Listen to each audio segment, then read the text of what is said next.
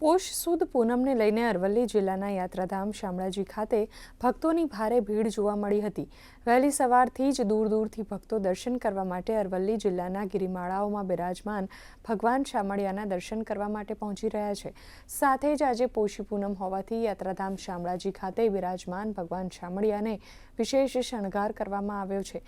ભગવાનને સોના તેમજ હીરા જડિત આભૂષણોથી સજ્જ કરવામાં આવ્યા છે।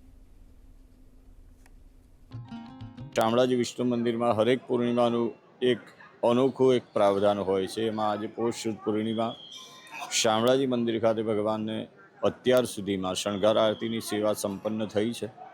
લાખો ભક્તો દર્શન કરી ધન્યતા અનુભવી રહ્યા છે। આજે પોષ સુદ પૂર્ણિમાના દિવસે ભગવાનને સુંદર રીતે સુંદર વાઘા વસ્ત્ર ધરાવી સુવર્ણ અલંકારોથી સુસજ્જ કરી અને ભગવાનને દર્શનાર્થીઓ માટે સુંદર રીતે સુસજ્જ કરવામાં આવ્યા છે કે ભગવાનના દર્શન કરી ભક્તો ધન્યતા અનુભવે એવા ભાવથી અને આવનારા ભક્તોની ભગવાન સંપૂર્ણ મનોકામના પૂર્ણ કરે તેવા ભાવથી ભગવાન શામળાજી અહીંયા વિરાજમાન છે।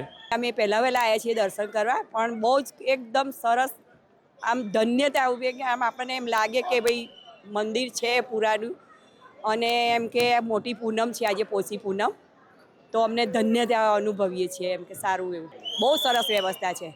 ભીડ છે પણ આવી જાય નંબર ફટાફટ અને સારું એવું અમને દર્શન કરે। અમે 4 લક્ઝરી કરીને આવ્યા છીએ।